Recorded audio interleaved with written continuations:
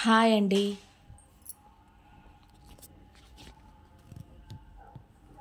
Hi అండి. ఈరోజు దప్పడం వెనకట అమ్మమ్మ కాలంలో, నానమ్మ కాలంలో వెనకట ఈ దప్పడం చేసేవారండి. మనం కూడా ఎప్పుడు చేసుకుంటాం, కానీ ఎప్పుడో ఒకసారి అంత. కానీ బాగుంటుంది.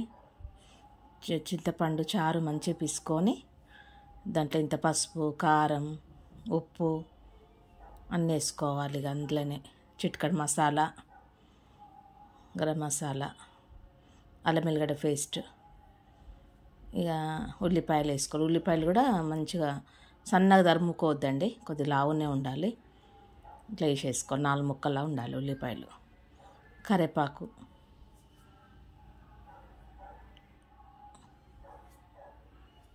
ఇక అట్లా పెట్టేసేయాలి. అన్నీ దాంట్లో వేసేసి పులుసు వేసుకొని అన్నీ అల్లనే వేసేసుకొని పొయ్యి మీద పెట్టేసుకోవాలి. కొద్ది బియ్యం పిండి, కొద్ది వాటర్ వేసి కలిపి పెట్టేసుకోవాలి.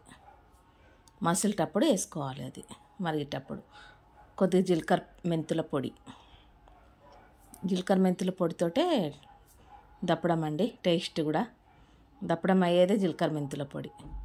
పులుసు, కొద్ది ధనియాల పొడి,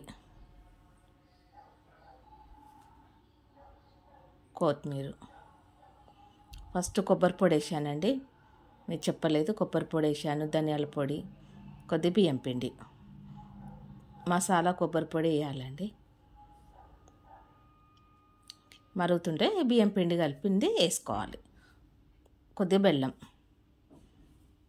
చాలా బాగుంటుందండి దప్పడం.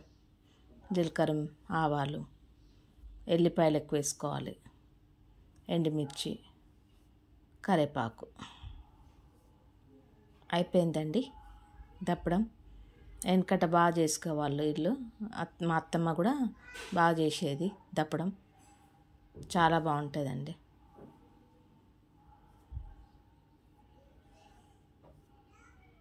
అయిపోయిందండి, మరిగింది. దప్పడం కంప్లీట్. ఈరోజు బీరకాయ ఫ్రై చేశాను. బీరకాయ ఫ్రై, దప్పడం. ఇంత స్పెషల్. మీ స్పెషల్ ఏంటిదండి? నా స్పెషల్ ఇదే, దప్పడం, బీరకాయ ఫ్రై.